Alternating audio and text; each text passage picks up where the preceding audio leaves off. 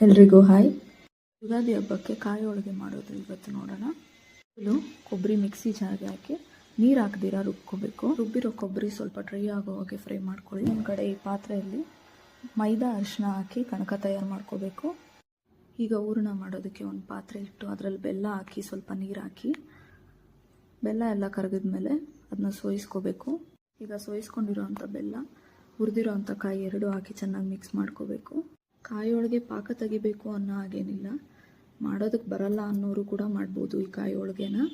ಹಾಗೆ ಒಂದು 4 ಸ್ಪೂನ್ ಕಡಲೆ ಬೀಜ ಹುರಿದು ಪುಡಿ ಮಾಡ್ಕೊಂಡು ಹಾಕಬೇಕು. ಒಂದು 3 ಏಲಕ್ಕಿ ಹಾಕಬೇಕು. ಮೀಡಿಯಮ್ ಉರಿಯಲ್ಲಿ 1-2 ನಿಮಿಷ ಬಿಸಿ ಮಾಡ್ಕೊಳ್ಳಿ. ಈಗ ಹೂರಣ ಉಂಡೆ ಕಟ್ಟೋದಕ್ಕೆ ಬರುತ್ತೆ. ಇಲ್ಲಿ ಹೋಳಿಗೆ ಮಾಡೋದಕ್ಕೆ ಬಾಳೆ ಎಲೆ ಕೂಡ ತೊಗೋಬೋದು. ನಾನು ಇಲ್ಲಿ ಪ್ಲಾಸ್ಟಿಕ್ ಕವರ್ ತೊಗೊಂಡಿದ್ದೀನಿ. ಹೋಳಿಗೆಗೆ ಬೇಕಾಗಿರೋ ಸಾಮಗ್ರಿ ಎಲ್ಲ ನಾನು ಡಿಸ್ಕ್ರಿಪ್ಷನಲ್ಲಿ ಹಾಕಿರ್ತೀನಿ. ಈಗ ಇಲ್ಲಿ ತೋರಿಸಿರೋ ರೀತಿ ಕಣಕ ಅಲ್ಲಿ ಹೂರಣ ಇಟ್ಟು ಸ್ವಲ್ಪ ಮೃದುವಾಗಿ ಒತ್ತಿ ಹೆಂಚ ಮೇಲೆ ಹಾಕಿ 2 ಕಡೆ ಕಡಿಮೆ ಉರಿಯಲ್ಲಿ ಬೇಯಿಸಬೇಕು. ಈಗ ಕಾಯಿ ಹೋಳಿಗೆ ರೆಡಿಯಾಗಿದೆ. ನೀವು ಟ್ರೈ ಮಾಡಿ ಹೇಗೆ ಬಂತು ಅಂತ ತಿಳಿಸಿ. ಇಷ್ಟ ಆಗಿದ್ರೆ ಲೈಕ್ ಮಾಡಿ, ಸಬ್ಸ್ಕ್ರೈಬ್ ಮಾಡಿ. Thank you.